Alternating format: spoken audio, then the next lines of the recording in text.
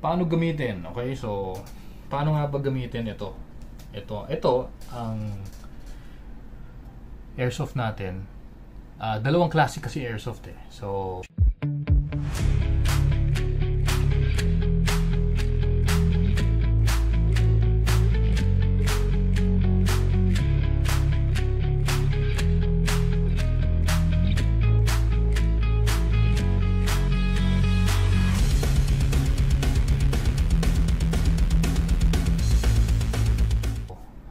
may isang spring type.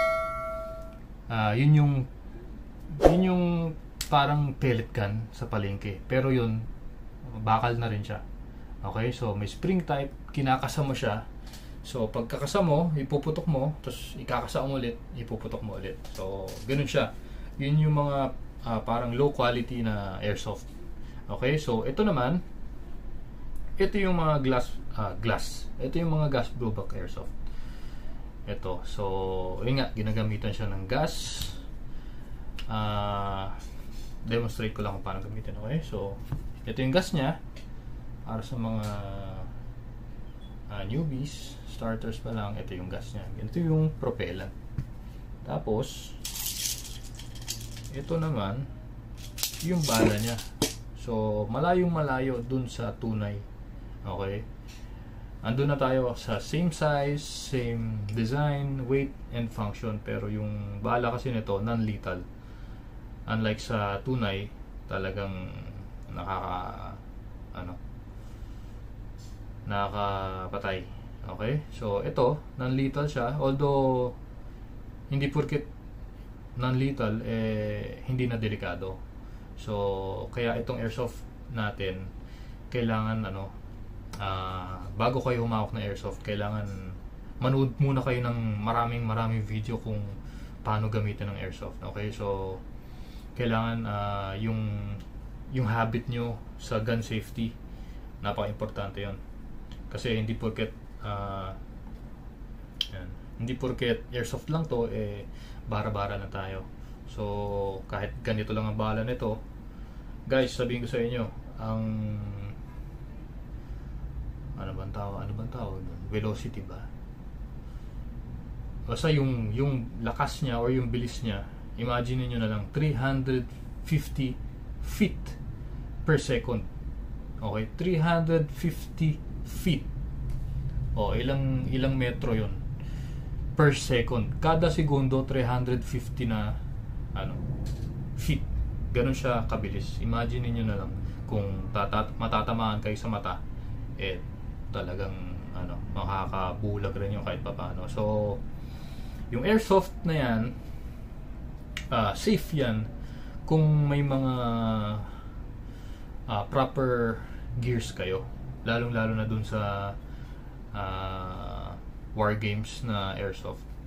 Kompleto ka dapat doon. May mga goggles ka, may helmet, may mask, may equipments ka. So number 2 na lang yung ganda ng itsura ganda ng suot mo. Pero ang number 1 priority mo doon yung safety. Kasi kahit sa ganitong kaliit na bala, makakasakit talaga to. Okay? So kailangan bago kayo mag-umpisa, alam niyo yung safety procedures, yung habit nyo. Gawin nyo ng habit talaga na yung safety, gun safety. Basta. So dito muna tayo, i-demonstrate ko lang kung paano gamitin. Okay, so ito yung magazine niya. Okay, nasabi ko na kanina na ito yung pinapalo nung valve knocker. So pinapalo niya to, medyo matigas to kasi may laman na to eh. So ito, pakita ko pag pinalo nung valve knocker to,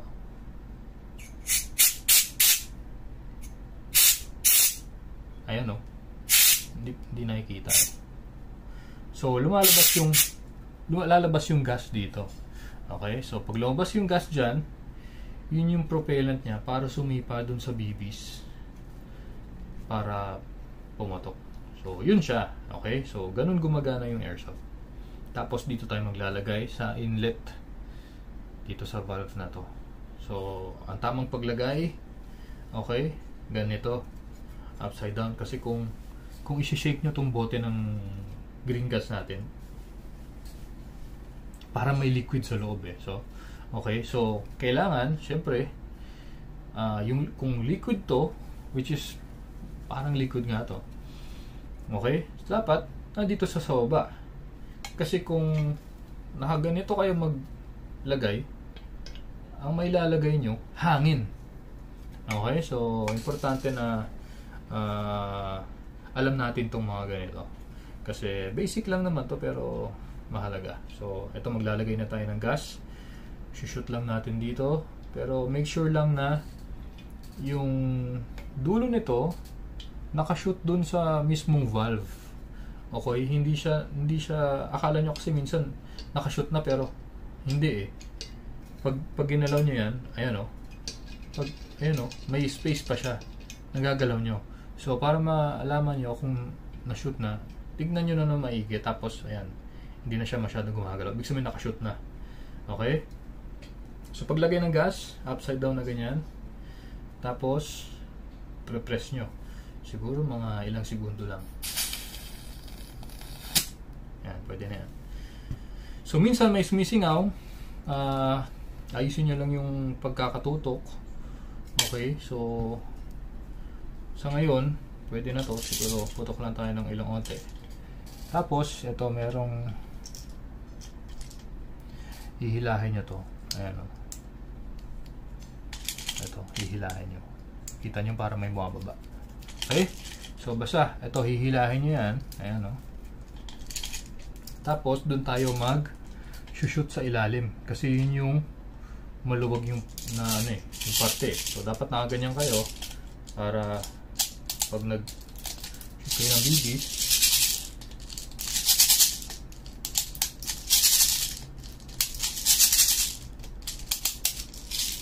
okay. Tapos as much as possible dapat naka-align. Ayan, dapat siya, alternate left right left right left right. Okay, tapos kung makikita nyo naman yung kung makikita nyo yung pellet follower, para siya nakaslant. Okay, so depende sa unit kung saan siya nakaslant eh, kung sa left or sa right. Pero kung saan man, dapat make sure nyo na ganyan ang itsura niya. Okay, naka-siksik siya, parang ganon. Okay, so testingin na natin to. May gas na to. Okay, so sa pagsalpak ng magazine, medyo lakasan nyo para hindi siya malaglag pag kunyari. Kasi minsan akala nyo na shoot na eh, pero pag pinutok nyo sa lakas ng vibration, biglang kakawala. Okay, so always, ayan, trigger finger nyo dapat nakalabas palagi yan. Dapat palagi dapat masanay kayo ng ganyan. Okay, so yun yung sinasabi ko na safety natin pagdating sa baril. At siguraduhin nyo na yung may laman man to o walang gas na laman o walang magazine, walang laman yung chamber. Siguraduhin nyo palagi na nakatutok to sa safe direction. Okay, so dun palagi sa walang tatamaan na hayop, na tao, at kung saan man may masisira or masasaktan. Okay, so yun yung pinaka-importante dito.